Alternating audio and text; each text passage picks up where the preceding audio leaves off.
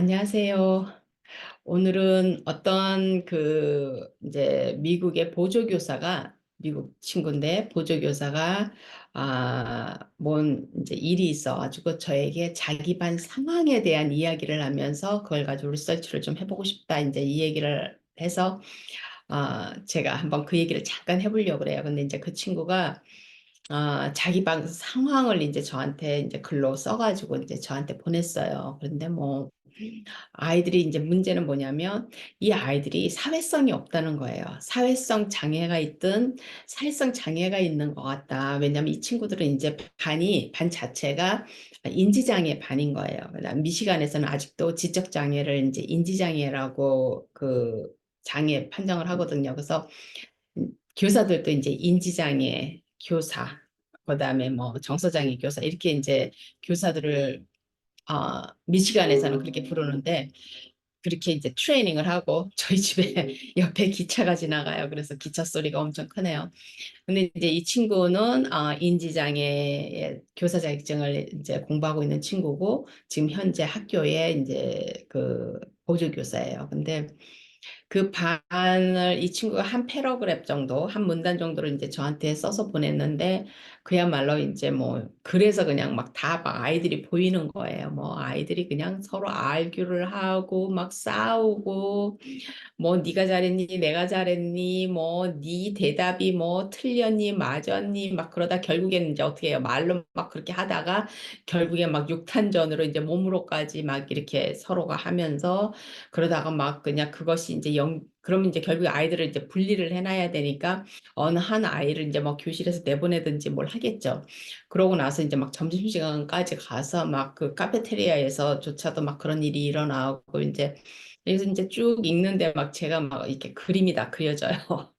근데 이제 이 친구가 그래서 자기가 이 아이들이 사회성이 부족해서 그다음에 인간 이제 영어로 얘기를 하면 소셜 데피시트 이면서 또 interpersonal이라는 말을 하거든요. 그러면 이제 소셜 데피시트, 사회성 장애 그러면은 이제 많은 사람들이 사회성 장애 그러면 이제 인간관계만 생각을 해요. 근데 이제 interpersonal relationship도 있고 interpersonal interaction도 있잖아요. interaction이라는 거는 뭐예요? 이 사람이랑 나랑 같이 관계를 하는 거잖아요. 그 relationship도 물론 관계지만 그러니까 interact하고 서로 이야기하고 뭐 이렇게 만나서 뭘 하는 거.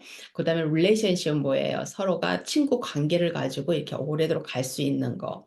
이런 것들이 다 이제 사회성에 들어가는데 실제적으로 이제 사회성에는 또 뭐예요?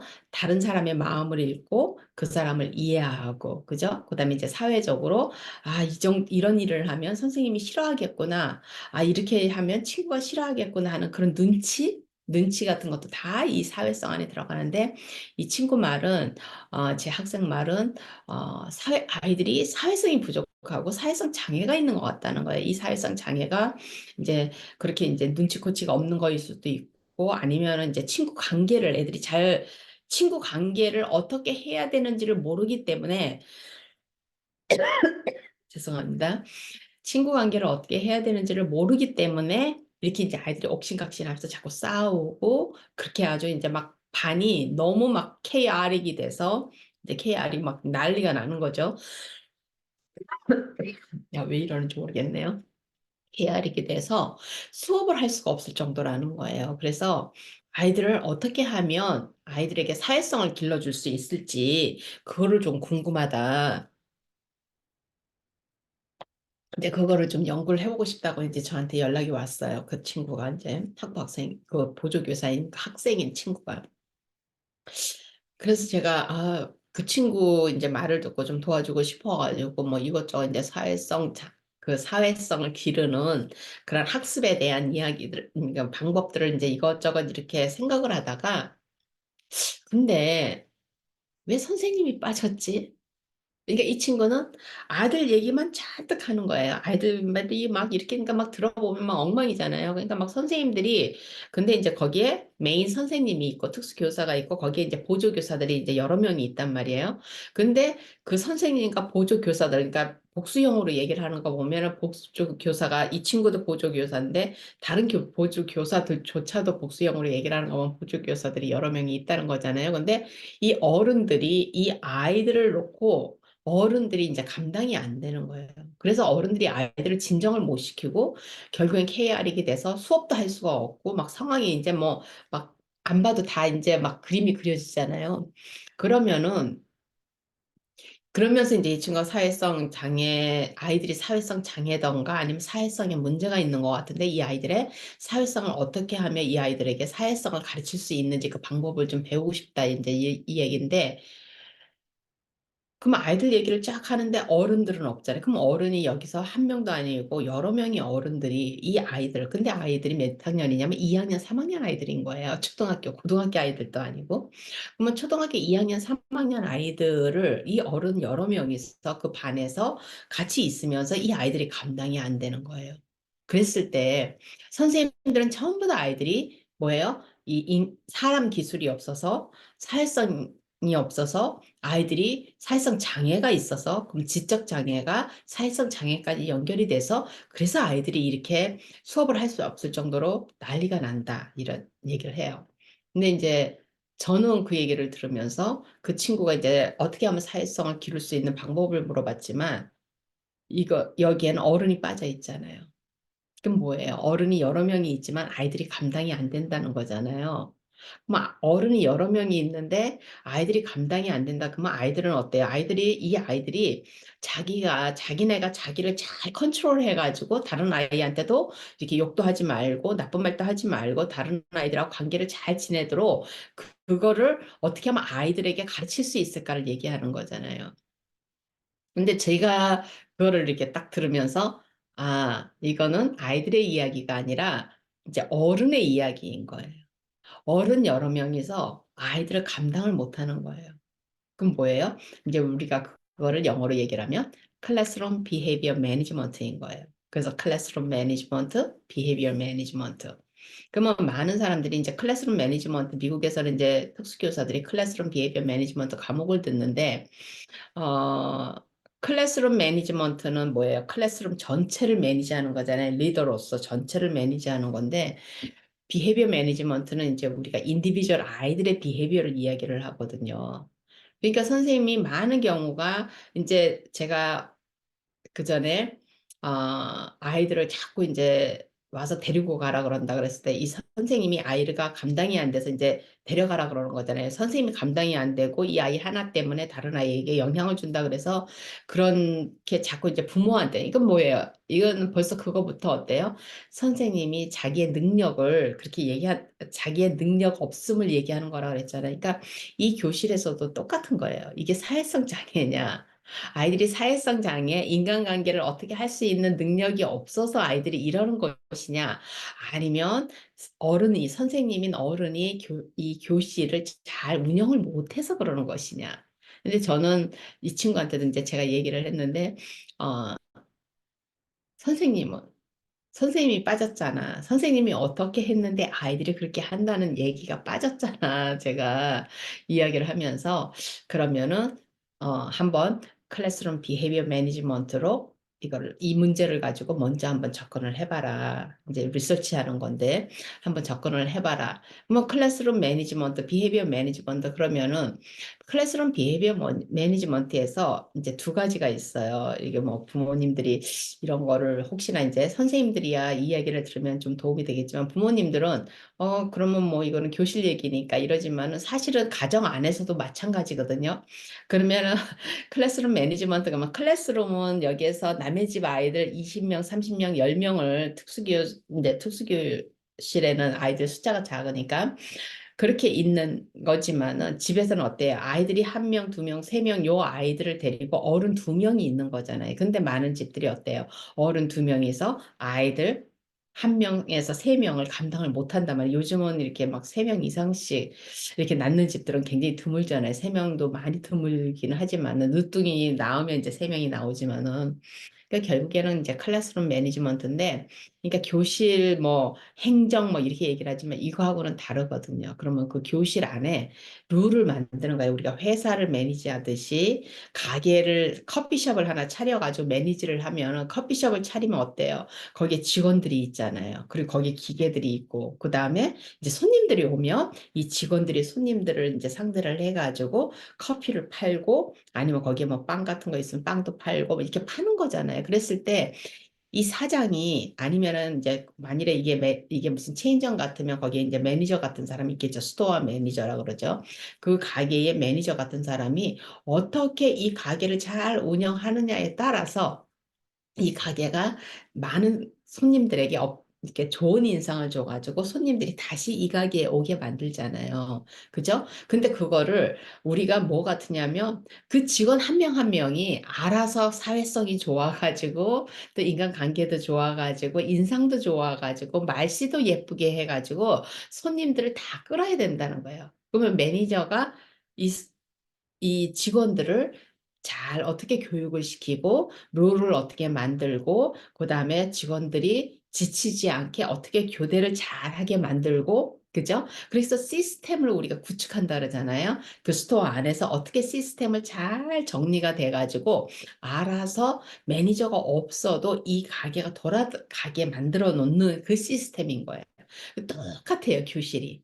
교실이나 가정이나 똑같은 거예요. 그래서 가정에서도 아이들이나 어른들이나 각자가 자기가 맡은 소임이 있고 자기가 맡아서 해야 하는 일이 있고 교실 안에서도 선생님이 아이들과 어떤 룰을 만들어서 그 다음에 선생님이 이거를 이 시간에는 우리가 무엇을 하는 시간이고 그럴 때는 어떻게 해야 되고 예를 들면은 점심시간이 되면 선생님이 아이들에게 가르쳐 주는 거예요.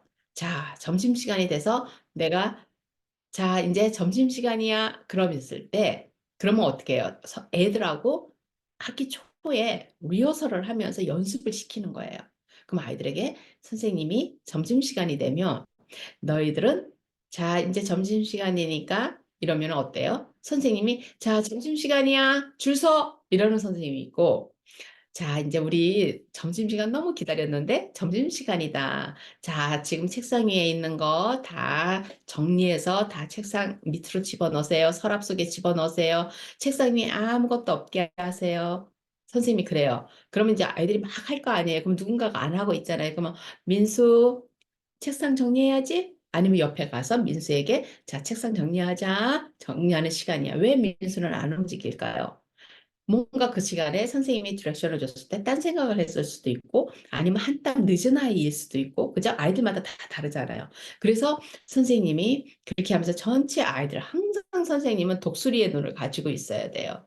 독수리의 눈. 그게 뭐예요? 독수리가 이렇게 촥 공중에 굉장히 높이 떠가지고 아래 이제 먹잇감들을 촥 이렇게 돌면서 굉장히 큰 날개를 가지고 이렇게 돌면서 아래가 뭐가 이렇게 돌아가고 있는가를 촥 보잖아요. 그러다가 어느 한순간에 아, 저 먹잇감이다 그러면 슉 날아와서 낚아채 가듯이 선생님들은 항상 그 눈을 가지고 아이들 전체 교실 전체에서 어느 구석에서 무슨 일이 일어나는가를 다 알고 있어야 돼요. 그래서 제가 그 선생님의 눈을 이제 눈이 여기 all around에 다 있어야 되는 것 같죠. 그러니까 아이들이 선생님이 고개를 이렇게 돌리고 있어서 선생님이 딴 데를 보고 있었는데 자기가 뒤에서 무슨 짓을 하는지를 선생님이 바로 알고 자기에게 민수 뭐해? 하고서는 바로 이렇게 지적을 하면 몇 번만 선생님이 그렇게 하면 아이들이 선생님이 자기를 안 쳐다보고 있어도 아이들이 다 자기 할 일을 해요.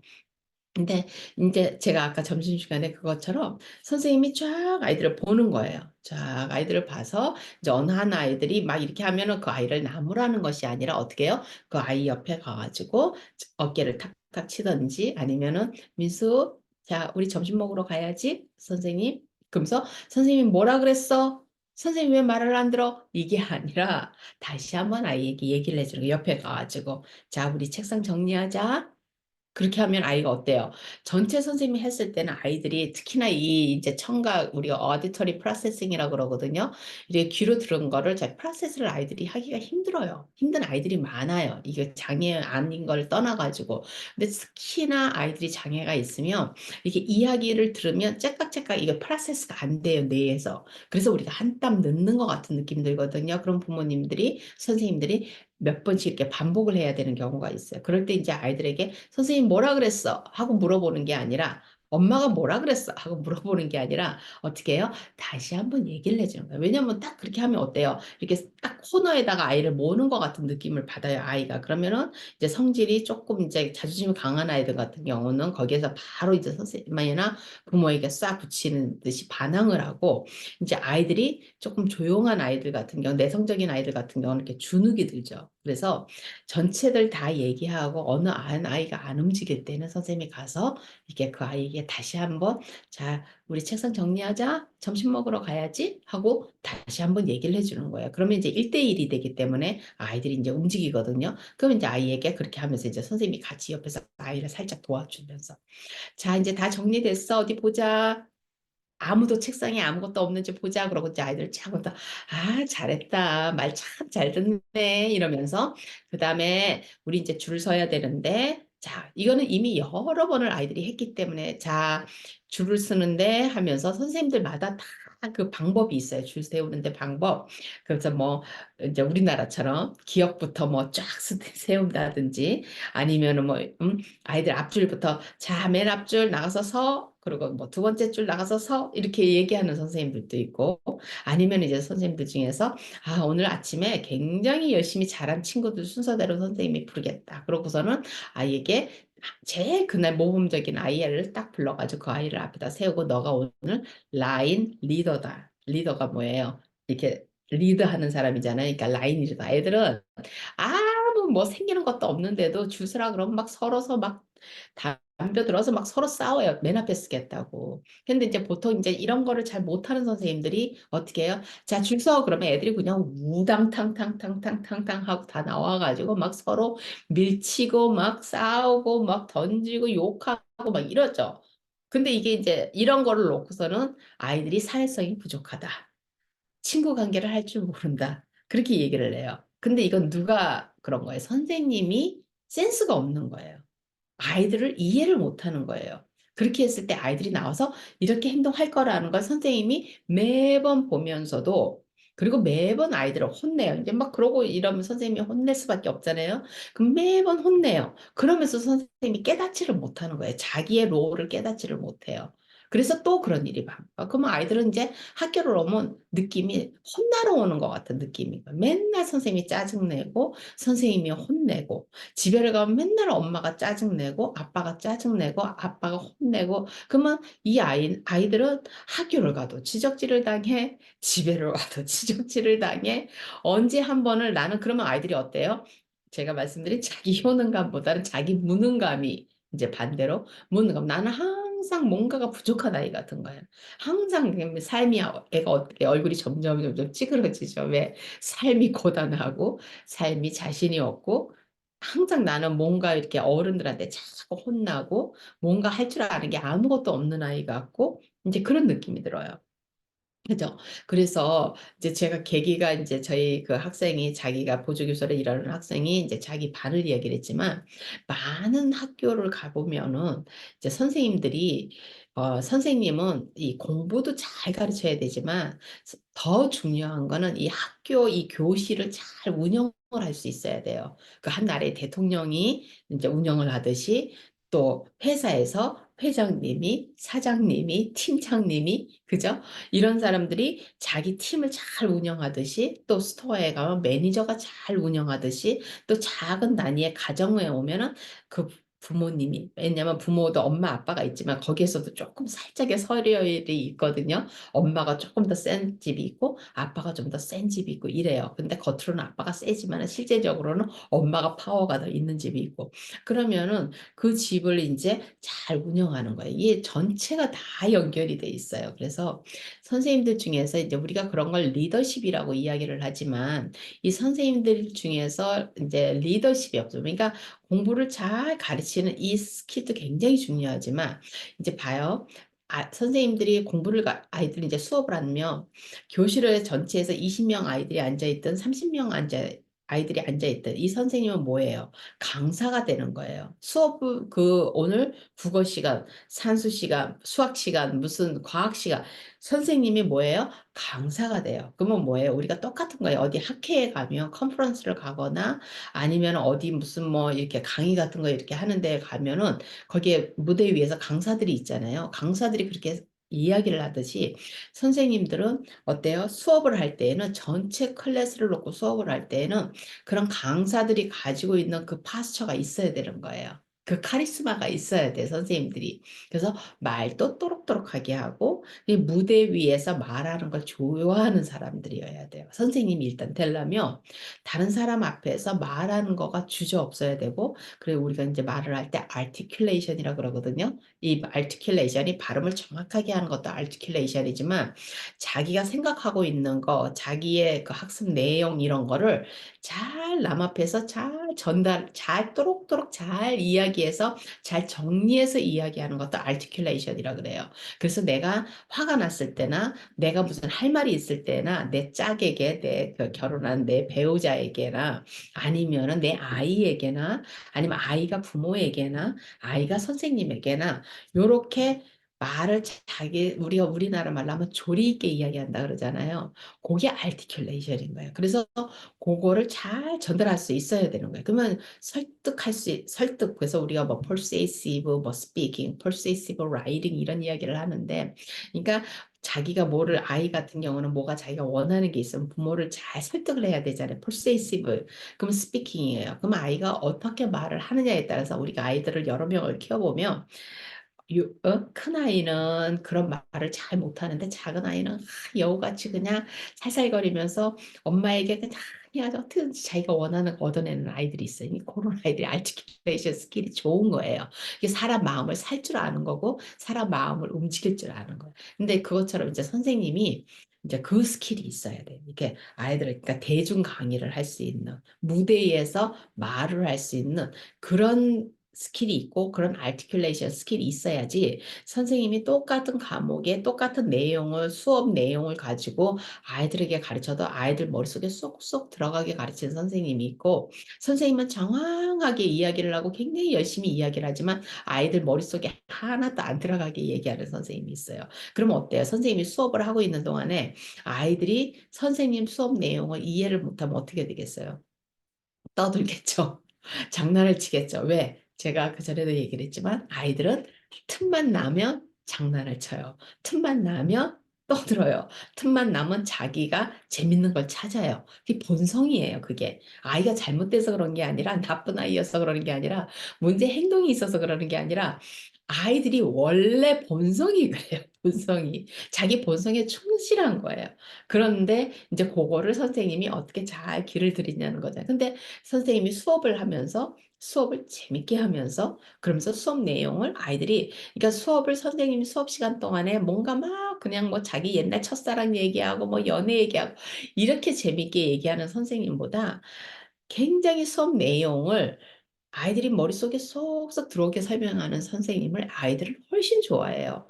왜? 선생님 수업은 힘들지가 않아. 그리고 그 선생님 수업을 듣고 있으면 내가 바보 같은 느낌이 안 들어. 근데 선생님이 막 설명을 하는데 내가 잘 못 알아듣겠고 잘 못 따라가면 어때요? 내 스스로가 굉장히 자괴감이 느껴져요. 학생으로서 앉아 있으면서. 그럼 다른 애들은 다 알아듣는 것 같은데 나만 못 알아듣는 것 같은 거예요. 그러니까 그런 식의 이제 수업이 되면 아이들이 어때요? 일탈하는 행동들이 많이 일어나겠죠. 그러면 이제 선생님 눈에는 뭐예요? 다 문제 행동이에요. 근데 그 문제 행동을 누가 원인 제공을 했어요? 선생님이 한 거예요. 원인 제공. 근데 선생님은 아이가 뭐 가정교육이 안 됐다느니, 그 다음에 어때요? 버릇이 없다느니. 근데 선생님들 중에서 이제 예를 들어서 내가 첫 학년 새로 이제 한국에서는 3월에 시작하고 미국에서는 이제 보통 8월이나 9월에 이제 새 학년을 시작하는데 그 새 학년을 시작하는 그 첫 번째 첫날, 첫 시간, 첫 순간이 제일 중요해요. 첫 순간 제일 중요하고 그 다음에 뭐예요? 첫 그 시간이 중요하고, 그 다음에 그 첫 아침이 중요하고, 첫 날이 중요하고, 첫 주가 중요해요. 아이들은 제가 전에도 그런 얘기를 했는데 아이들은 이 동물적 감각이 있어요. 그래서 어른을 딱 보면 이 첫 순간에 그 어른을 다 간파한다고 제가 그전에도 그런 얘기를 했었거든요. 이거는 아주 심한 자폐성 장애가 있는 아이들도 그래요. 자폐성 장애가 있는 아이들이 자폐성 장애가 굉장히 심한 경우에는 어른하고 이게 다른 사람하고 아이하고 뭔가 이렇게 커넥트가 안 되잖아요. 말을 해도 아이가 알아듣는 건지 들은 건지 안 들은 건지 아이가 전혀 표시를 안 하고 무슨 말을 해도 아이가 쳐다보지도 않고 아이가 느낌이 다른 세상에 가 있고 이런 것 같은데도 그런 아이들조차도 힐끗 봐요. 선생님을 보거든요. 어른을 봐요.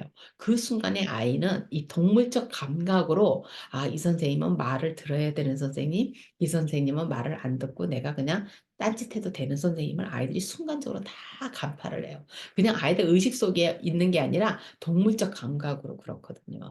그렇기 때문에 첫날 첫 순간부터 제가 이제 학생들한테도 얘기할 때 그냥 아이들 앞에서 착한 선생님이고 싶어서 특히 미국 선생님들이 좀 많이 그러거든요. 굉장히 나이스한 선생님이라는 인상을 주고 싶어서 선생님들이 굉장히 나이스해요, 첫날. 근데 저는 그러지 말라 그래요. 왜냐하면 180일이라 우리 앞에 있어요. 수업 일수가 이제 미국에서는 1년 수업 일수가 180일이거든요.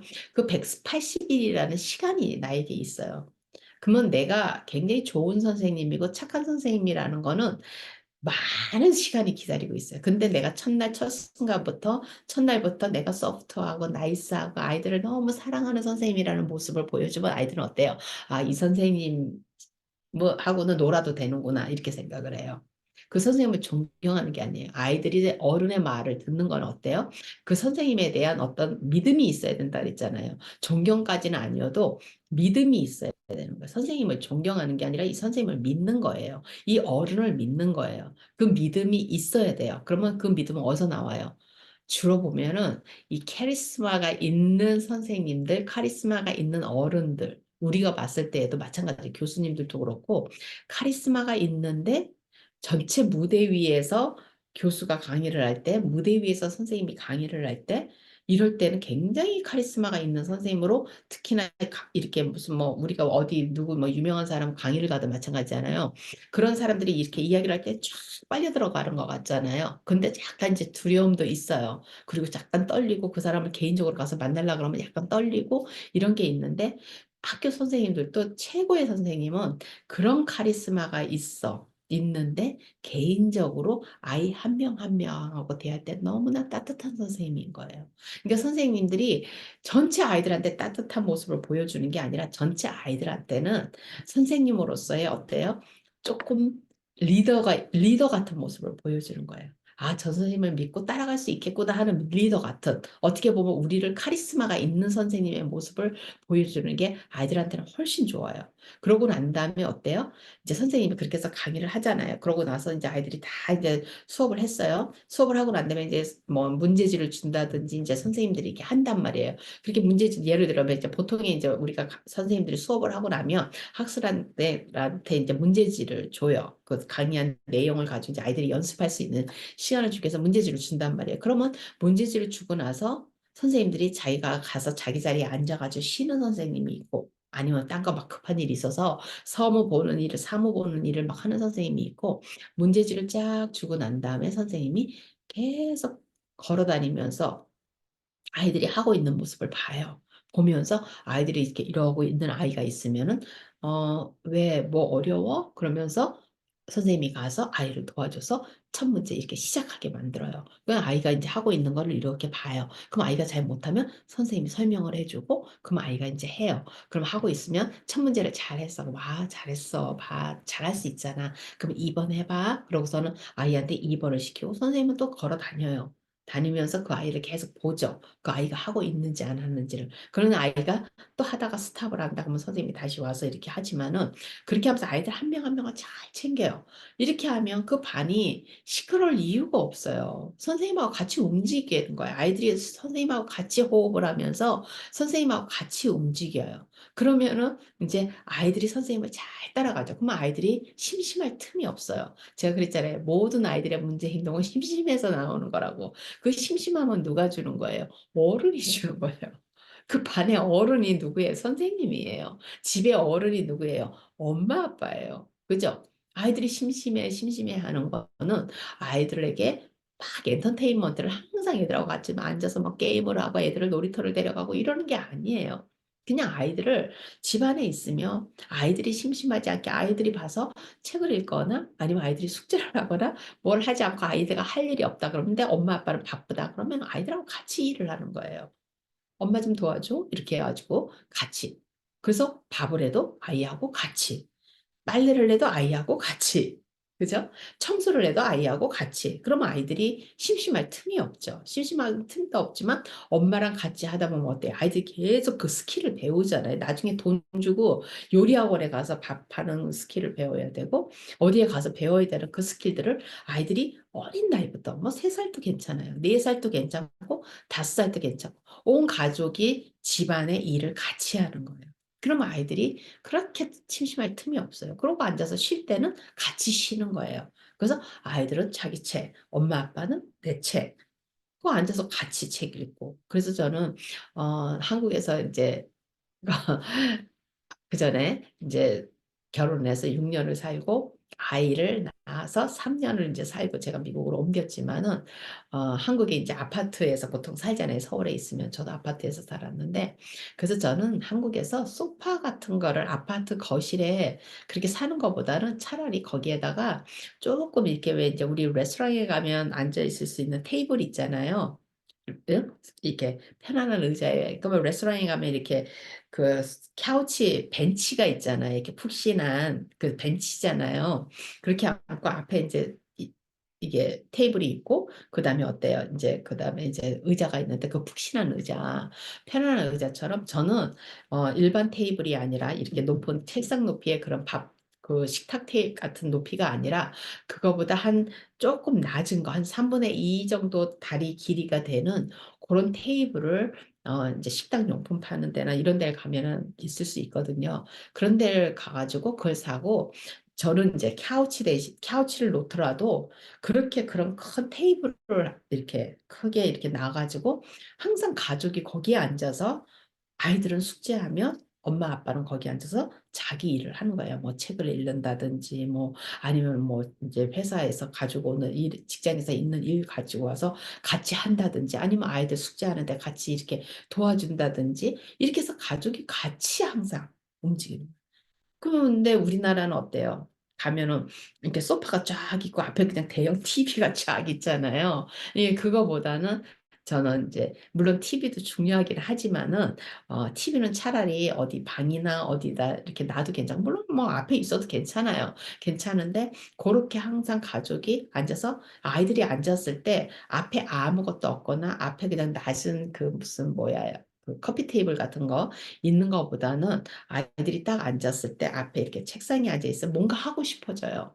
우리가 테이블에 앉아 있으면 뭐 책을 읽는다든지 공부를 하든지 아니면 밥을 먹는다든지 뭔가 목적이 있잖아요. 그것처럼 집에 이제 그 거실에 한국의 그 아파트 그 거실 공간에다가 아니면 그 공간이 이제 작으면 식탁이 항상 그 식탁을 조금 큰 거를 사가지고 식탁에서 이제 밥도 먹지만은 거기에서 이제 항상 가족이 거기에 앉아가지고 저는 그렇게 했었거든요. 이제 아이들이 어릴 때 이제 물론 제가 이제 공부하는 사람이기도 했지만은 설사 공부를 안 하더라도 아마 한국에서도 그렇게 했었고 그렇게 했을 거예요. 그래서 항상 아이들하고 같이 예, 식탁 테이블에 앉아가지고 아이들은 숙제하고 저는 이제 제 일하고 이렇게 하면 이제 아이들이 뭐 하다가 막 좀 힘들어가지고 뭐 이렇게 하면 이제 제가 이렇게 봐주기도 하고 아니면 아이들이 뭐 저한테 뭐 엄마는 뭐 해? 그럼 뭐 이제 제가 설명도 해주고 이렇게 하면 그래서 그런 어떤 그런 관계가 굉장히 중요하잖아요. 그러니까 이야기가 학교로 갔다가 집으로 갔다 왔다 갔다 하지만은 그런 것 같아요. 그래서 제가 이제 그 친구가 저한테 하는 이야기가 이제 이게 모티브가 돼가지고 제가 오늘 잠깐 이야기를 했는데, 어, 많은 부분에 있어서 우리가 이제 아이들한테 자꾸 혼을 내고 아이들을 잘못했다고 자꾸 지적을 하고 이렇게 하는데 가만히 이렇게 들여다보면 그게 아이들이 그런 게 아니라 어른이 만들어 놓은 시스템이 제대로 안 돼 있어서 그런 거예요. 가족이든 가정에서든 학교에서든 선생님이든 이 시스템이 잘 안 돼 있으면 아이들은 언제 편안함을 느끼냐면요. 자기네가 무엇을 해야 하는지를 알 때 편안함을 느껴요. 그 시스템이 그래서 제가 아까 클래스룸 매니지먼트라고 그랬던 게 바로 그거예요. 그래서 룰이 있고 교실에 룰이 있고 그 다음에 학교에서 처음 학교에 딱 도착을 하면 아이들이 알아요. 딱 도착을 하면 가방 속에서 뭐를 꺼내서 예를 들어 숙제는 어디에다 놓고 그 다음에 뭐 가정통신문 같은 게 있으면 그런 거는 어디에다 놓고 이런 것들을 아이들이 잘 해가지고 그 셋업이 돼 있으면 아이들이 아는 거예요. 알면은 이제 아이들이 거기에 맞춰가지고 이제 생활을 하면 아이들이 거기서 이제 굉장히 편안해지죠. 제가 아들이 좀 먼 데서 하는데 저희 둘째가 오늘 주말이라서 잠깐 왔어요. 그래서 지금 도착해가지고 손을 흔드네요. 여기서 이제 그만할게요. 다음에 또 다시 뵙겠습니다.